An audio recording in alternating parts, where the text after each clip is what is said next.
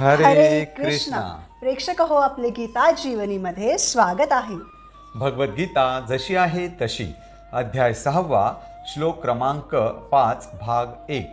उद्धरेदात्मनात्मानं नात्मानं अवसादयेत आत्मैव ह्यात्मनो बंधुर आत्मैव रिपुरात्मनः. भाषांतर. मनुष्याने आपल्या मनाद्वारे स्वतःची अधोगती होऊ न देता स्वतःचा उद्धार केला पाहिजे. मन हे बद्ध जीवाचा मित्र तसेच शत्रूही आहे.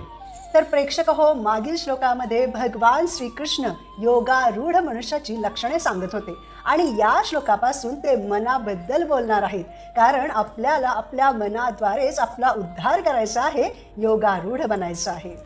प्रेक्षक हो, आपण आतापर्यंत योगाचे 2 टप्पे बघितले. एक म्हणजे योगारूढ आणि दुसरा म्हणजे योगारूढ. ज्याप्रमाणे चित्त म्हणजे मनाचे घटक किंवा सामूहिक चेतना, ते चित्त आपल्या अस्तित्वाचं सार म्हणजेच आत्मा आहे. त्याचप्रमाणे जेव्हा आपण योगाबद्दल बोलतो तेव्हा आत्म्याचा अर्थ मन असाही होतो, जे आपले विचार, भावना आणि कृतींना आकार देते. म्हणून योग पद्धतीचा हेतू हा मन संयमित करणं आणि इंद्रिय विषयांवरील आसक्तीपासून मन काढून घेणं हा आहे. का? कारण आपल्या भौतिक सुखदुःखांना आपलं मनच तर कारणीभूत आहे. कसं? उदाहरणार्थ, कलियुगातील मनुष्य योगा मॅट खरेदी तर करून आणतो, परंतु त्याचं मन त्याला सकाळी योगा करण्यासाठी झोपेतून उठूच देत नाही. म्हणजे आज छोटा मुलगा असो किंवा वृद्ध असो, कोणी नोकरी करत असो किंवा व्यवसाय, कोणी गृहिणी असो किंवा विद्यार्थी, कोणीही असलं तरी प्रत्येकाला सगळ्यात जास्त त्रास त्याच्या स्वतःच्या मनामुळेच होत आहे, कारण ते नियंत्रणात नाही. तुम्ही म्हणाल ते कसं काय? तर बघा ना, मनाला दुःख होतं, मनालाच सुख होतं. जेव्हा मन दुःखी होतं तेव्हा आपण दुःखी होतो आणि जेव्हा मन सुखी होतं तेव्हा आपण सुखी होतो. परंतु मन नेहमीच सुखी राहत नाही. थोड्या वेळासाठी सुखी होतं आणि पुन्हा दुःखी होतं. कारण मन हे छोट्या मुलासारखं चंचल असतं, ते एका ठिकाणी स्थिर राहतच नाही. उदाहरणार्थ, कोणी अभ्यास करत असेल तर त्याचं मन खेळण्याकडे धावतं. खेळायला गेल्यावर त्याचं मन सिनेमा बघण्याकडे जातं. सिनेमा बघायला गेला तर त्याचं मन घरी जातं. घराकडे गेला तर त्याचं मन म्हणतं की अरे बापरे, अभ्यास तर करायचाच राहिला. मग तो अभ्यास करायला जातो. तेवढ्यात आईनं जर काही काम सांगितलं तर त्याचं मन म्हणतं की मी काय काम करण्यासाठी आहे काय, मला तर अभ्यास करायचा आहे. परंतु तो अभ्यासही करत नसतो. त्याचं मन इकडे तिकडे भटकतच राहतं. म्हणून भगवंत येथे म्हणतात की अशा अनियंत्रित चंचल मनाद्वारे आपण स्वतःची अधोगतीच करून घेऊ शकतो. कारण हे मन वाईट वागतं आणि आपण मात्र त्याच्यावर वेड्यासारखा विश्वास ठेवतो. किंवा जर ते मन नियंत्रणात आणलं तर आपण आपली प्रगतीही साधू शकतो. उदाहरणार्थ, समजा आपण एखाद्या व्यावसायिकासोबत, एजंटसोबत, एखाद्या डीलरसोबत काम करत असू आणि ते नेहमीच आपल्याशी वाईट वागत असतील, आपल्याशी सभ्यपणे वागत नसतील, खूप पैसे घेऊनही वेळेवर व्यवहार पूर्ण करत नसतील, म्हणजे थोडक्यात आपली फसवणूक करत असतील, तर आपल्याला संशय येतो आणि आपण पुढच्या वेळी त्यांच्याशी व्यवहार करू इच्छित नाही. बरोबर? पण दुर्दैवानं जेव्हा आपल्या स्वतःच्या आतील एजंटचा म्हणजेच आपल्या मनाचा विचार येतो तेव्हा आपण सतत त्याच्या प्रस्तावांना बळी पडतो. ते म्हणतं हे करा, तुम्हाला आनंद होईल, ते करू नका, ते खूप त्रासदायक आहे. अशा प्रकारे अनियंत्रित मन आपल्याशी वाईट वागतं. म्हणजे ज्या उपायांचं वर्णन ते करतं ते प्रत्यक्षात रोगापेक्षाही वाईट उपचारांसारखे असतात. उदाहरणार्थ, अतिविचार. मनाद्वारे प्रत्येक विचार आणि भावनांचं विश्लेषण केलं गेल्यानं विश्लेषणात्मक पक्षाघात होऊ शकतो, ज्यामुळे निर्णय घेणं किंवा प्रत्यक्षात कृती करणं कठीण होऊ शकतं. किंवा दडपशाही. विचार किंवा भावना दाबण्याचा प्रयत्न केल्यानं ताण, चिंता आणि शारीरिक लक्षणे देखील वाढू शकतात.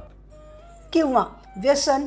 मानसिक अस्वस्थतेपासून वाचण्यासाठी नशा किंवा विचलित करणाऱ्या गोष्टींचा वापर केल्यानं मनुष्य परावलंबी होऊ शकतो आणि मानसिक आरोग्य बिघडू शकतं.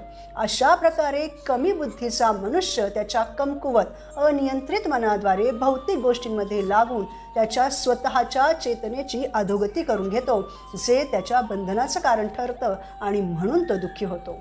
म्हणून आपल्या दुःखाचं कारण इतर कोणी नसून आपलं स्वतःचं मनच असतं. लोक म्हणतात, बघा माझ्याकडे सर्व काही आहे पण तरीही माझं मन दुःखीच आहे. कारण आपण विचार करतो की इतर लोक, ग्रह, नक्षत्रे, देवी देवता आपल्या दुःखास कारण आहेत. परंतु तसं नसतं, तर आपलं मनच आपल्या दुःखास कारण असतं. किंवा लोक असंही म्हणतात की कधीही मन मारू नये, मनाप्रमाणे करून टाकावं. नाही, याने मनुष्याचं पतन होतं. कारण सर्व काही मनात जरी नसलं तरी सर्व काही मनातूनच तर येत असतं. हे मनच आपल्याला क्षुल्लक गोष्टींबद्दल गंभीर आणि गंभीर गोष्टींबद्दल क्षुल्लक बनवतं. अशा प्रकारे मनुष्याचं मनच मनुष्याचा शत्रू होतं. अनमोल मनुष्य जीवन व्यर्थ घालवतं. कारण ते भौतिक गोष्टींमध्ये व्यस्त असतं, परमानंदामध्ये म्हणजे कृष्णांमध्ये लागलेलंच नसतं आणि म्हणूनच ते दुःखी असतं. म्हणून आपण अशा मनाचं ऐकता कामा नये. म्हणून ऐकायचंच असेल तर आपण श्रीकृष्णांचंच ऐकलं पाहिजे, जे आपले परम मित्र आहेत.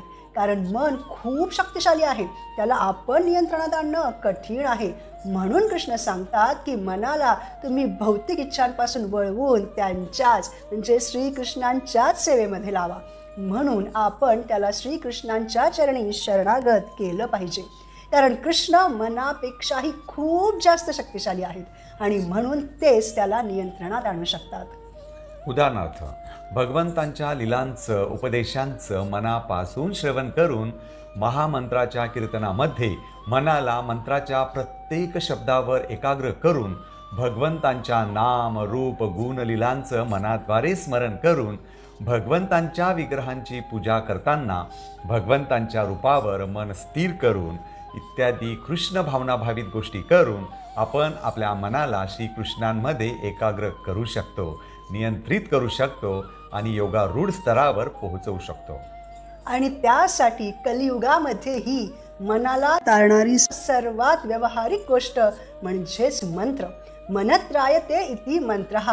हरे कृष्ण हरे कृष्ण कृष्ण कृष्ण हरे हरे, हरे राम राम राम हरे हरे. हा हरे कृष्ण महामंत्र आपल्याला नकारात्मकतेकडून सकारात्मकतेकडे, अशुद्ध स्तरावरून शुद्ध स्तरावर आणि अनियंत्रित मनापासून नियंत्रित मनापर्यंत आणतो, आपला उद्धार करतो.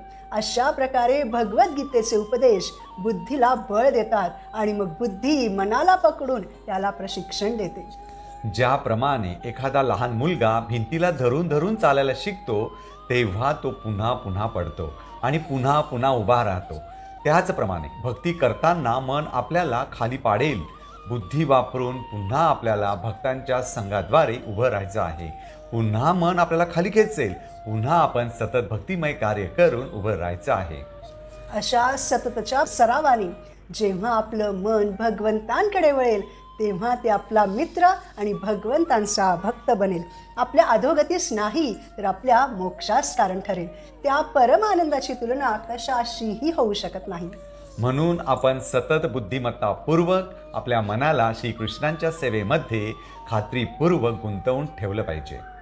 म्हणून प्रेक्षक हो, जीवनात आनंदी राहण्यासाठी आपण भगवान श्रीकृष्णांनी भगवद्गीतेमध्ये दिलेल्या उपदेशांचे पालन केले पाहिजे आणि आपल्या मनाला नियंत्रित करून मित्र बनवून स्वतःचा उद्धार साधला पाहिजे. पुढील भागात आपण भगवद्गीतेच्या 6व्या अध्यायातील याच श्लोकावर चर्चा करताना प्रशिक्षित मनाद्वारे कशा प्रकारे जीवाचे रक्षण होऊ शकते ते पाहू. इंद्रिय विषयांवरील आसक्तीपासून मन काढून घेऊयात आणि श्रीकृष्णांच्या भक्तीमध्ये लागून त्याला संयमित करूयात. धन्यवाद. हरे कृष्ण.